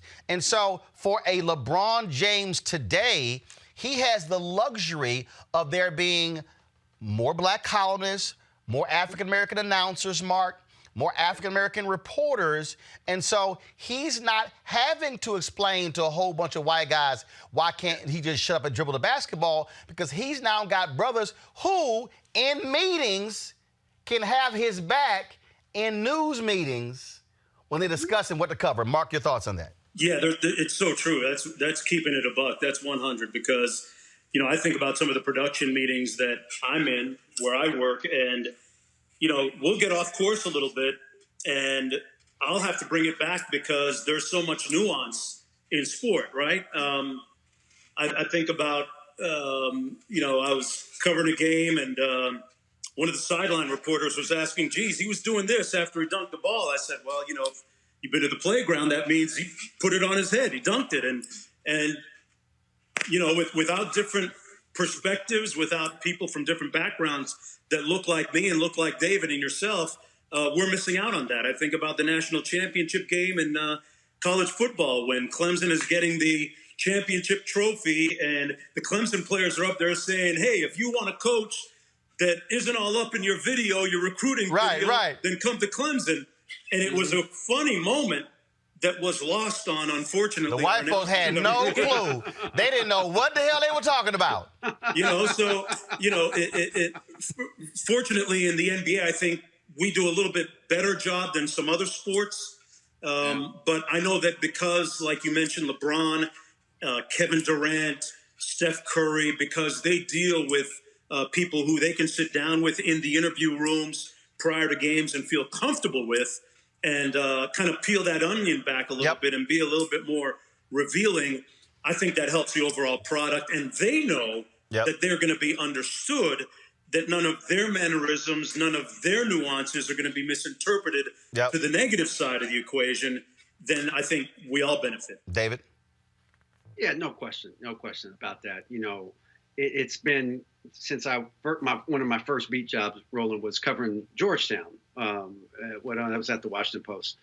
And I remember doing a story on a player, and I completely quoted everything that he said accurately. It was not the King's English. I got a phone call at 1 a.m. from John Thompson. And John said, David, would you mind helping this kid out with his language? You know, just fix it for him. And I understood completely what he was saying. You know what I mean? And I wasn't offended by it. I wasn't like Joe Reporter. I'm gonna do the job. You know, I'm gonna quote him correctly. And I knew exactly what he meant. It's like, Coach, don't worry about it. I got you. Don't worry about it. And to Mark's point and to your point, that only happens when people trust you and understand that you're going to do your job and you're going to cover the team and you're going to be, you know, fair, and you're going to take, you know, if they do something bad, you got to report on it. But on the other hand, you're not looking to get them. You're not out to get them. You know what I mean? And so there's a subtlety, as Mark points out. There's a nuance to it that I think when there's people of color in the press box, that helps, I think, in these regards. 2 questions left. Gentlemen, I'll start with David and go to Mark. Michael Jordan doesn't want to give anybody, he's still compared to today. Mm-hmm. Gary Payton limited his ass. If you look at the stats, no, I'm just saying, you can. I mean, he tried to laugh. No, I ain't had no problem with Gary Payton. Now, then Mike's like, well, I had a lot on my mind. Now, hold up, Mike.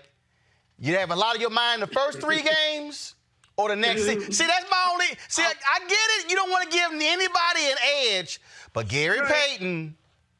Gary's a Hall of Famer. He's a Hall of Famer, period, end of sentence. He's one of the great individual defenders of all time. Did he defend Michael Jordan better than most people defended Michael Jordan? Sure, yes. And was George Karl an idiot not putting him on Michael in game 1? Yes. But to Jordan's point, did he stop Michael Jordan? No, he didn't. But you can't. Here's the deal, Mark. You can't stop Michael Jordan. But when you look at those stats, field goal percentage was down. 3-point percentage was way down. But it was like Mike. I know you don't want to, but you could. The numbers don't lie. Gary did a damn good job, Mike. Stop fronting. He did a pretty good job. He did a pretty good job. The problem was he let Michael know about it at the end of Game 5 because I remember Ron Harper running into Gary Payton a little bit later that night at a dinner spot, and Ron went right up to Gary and said, "Hey, you shouldn't have been popping your mouth like that because Mike's back at the hotel with a bunch of his buddies from North Carolina hanging out, and he's getting ready for Game 6." Well, if I'm Gary Payton, I'm gonna do the same thing. If you can't get that many shots in, I'm a crow about getting some shots in. So I'm with Gary. Last question. Obviously, we saw the 10-parter here. Mark, I'll start with you. Who would you like? It doesn't have to be a 10-parter, but who do you think, either an individual or a team, that would make for an unbelievably amazing, similar documentary? Wow. I would, man, we brought his name up a little while ago. I'd love to see something on Isaiah Thomas. Isaiah came up in an environment where he had to earn everything. I think his trip through playing, he's a Hall of Famer, obviously, through management, ownership in the NBA. I think he's got one of the most compelling stories out there, and a guy that, he overcame everything coming from Chicago. His story, his mom, Mary, raising him, and his brothers. I think Isaiah Thomas, I'd love to see a great documentary at the depth done that we did a Michael Jordan documentary, with the kind of access. I don't know if it might be a little bit too late to do that kind of retrospective, but I'd love to see it done on him. David? Iverson.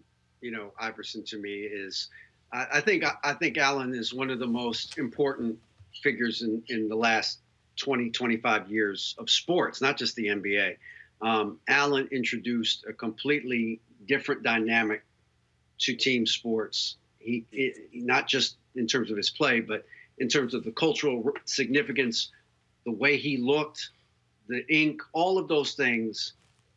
If you ask guys today who maybe didn't see Jordan in his prime, who was your idol growing up? So many of them will say Iverson. Right. It was Iverson. And I don't think, because they didn't win a championship, he doesn't get that kind of recognition. But he was an amazingly important figure in the history of this league. NBA. And I think, Yep. And after Jordan, who I think is the most important in the last 30 years, I believe in terms of just everything, not just on the court, but everything, I think Allen Iverson is the next guy. Yeah, and also cultural influence. When you talk about, it's funny. Exactly. So I'll end with this here because I'll link in what we talked about with all of these white sports journalists, and then again my man Roger B. Brown passing. So we were at the Dallas Mavericks Media Day, and we're sitting at the table, and there's a white sports writer who's still covering the NBA, who starts going on about how much Allen Iverson was a thug. And I go, I'm sorry, when's the last thug you roll up against? I said, why is he a thug? So he starts talking about his hair. And I said, oh, so he has cornrows, he's a thug. I said, what the hell is Cherokee Parks with a mohawk? I said, what the hell is that? So we start going at it. I said, no. You're not going to sit your ass at this table and call Allen Iverson a thug. I said, because see, here's what y'all white boys do. I said, a white boy in Philadelphia says something about Allen Iverson. Then a white boy in Detroit picks it up. Then a white sportscaster in L.A. picks it up. I said, and so all of a sudden, y'all have created this entire narrative that he's a thug. I said, all this. I said, you ain't even run into a thug. You know nothing about him because you're saying that because of tattoos and his hair. I said, but I will show you the white boys in the league who have tattoos, who have crazy hairstyles, but they're not thugs. I said, so you're not going to sit at this table and go, dude, when I say he froze, first of all, Roger B is cracking up laughing. He's like, bro, you killed him. I said, but that was what I'm talking about. To Mark's point, what happens when we're at the table? You're not going to establish the narrative. And then y'all run with it. And then 30 years from now, somebody's like, oh, yeah, Iverson, he's a thug. Like, no. And that's where our voices are critically important. So I thought it was fantastic. Great job. They'll certainly clean up, I think, when it comes to award shows. And we certainly appreciate the perspective there. And I'm sure Michael probably will cuss David out for thinking the Pacers were actually going to win that Game 7. And actually he already it. knows. He already knows. Yeah, but he knows, but he probably in the back of his mind is like, yeah, I'm going to hold it against you. Because clearly Michael still has grudges. You never forget. You never forget. Yes. And ask Charles Barkley about those damn grudges. All right. Yeah. David Aldridge, Mark Jones, I appreciate it, gentlemen. Thank you so very much. Bro, thank you. Thank you. Thank you, brother. I appreciate it. All right, folks, we are out of time. We were supposed to do Fit, Live, Win today. I apologize to our guests. I did not expect us to go that long, but the conversation was just way too good for me to stop. So we're going to do Fit, Live, Win tomorrow. Also, I will read the names tomorrow of our Bring the Funk fan club members. So we'll do that. Again, keep my boy Roger B. Brown and his family in your prayers. So thanks so much. I'll see you guys tomorrow. Holla!